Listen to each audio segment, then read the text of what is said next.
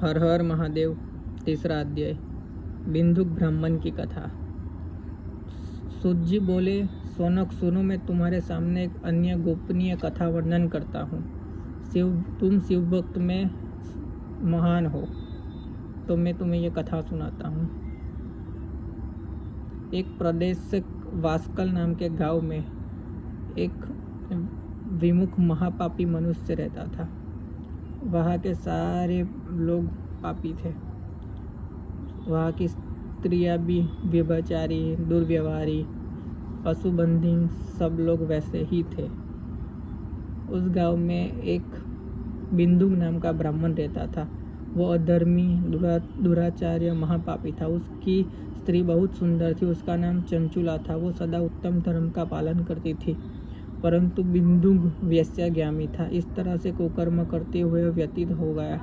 उसकी स्त्री काम से पीड़ित होने पर सर्वधर्मनाश के भय से कलेश सहकर भी वह काफ़ी समय तक धर्मभ्रष्ट नहीं होने दिया, परंतु आगे चलकर अपने दुराचारी पति के आचरण से प्रभावित होकर वह भी दुराचरण का पालन करने लगी, अपने धर्म से विमुख हो गई। उन पति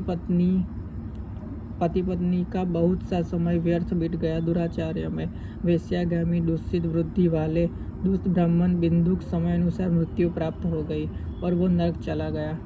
बहुत दिनों तक नरक के दुख भोगने के बाद वो विद्युत पर्वत पर भयंकर भूत बनकर वहाँ रहने लग गया।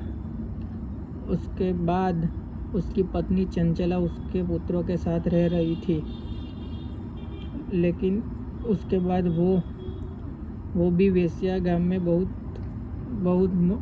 अन्य पुरुषों के साथ भोग कर रही थी उसके मरने के बाद। लेकिन एक दिन उसके भाई उसके घर पे आए और उसे एक दिव्य स्थान पर ले गए और वहाँ पे स्नान करके उसे एक ब्राह्मण मिले।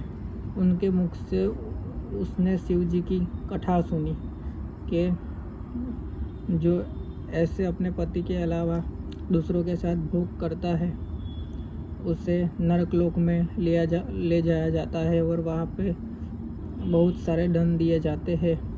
उससे वो प्रभावित होकर ब्राह्मण से बोली कि आप मुझे रास्ता बताइए कि मैं इन सारे पापों से कैसे बाहर निकलूं। तो सूत जी कहते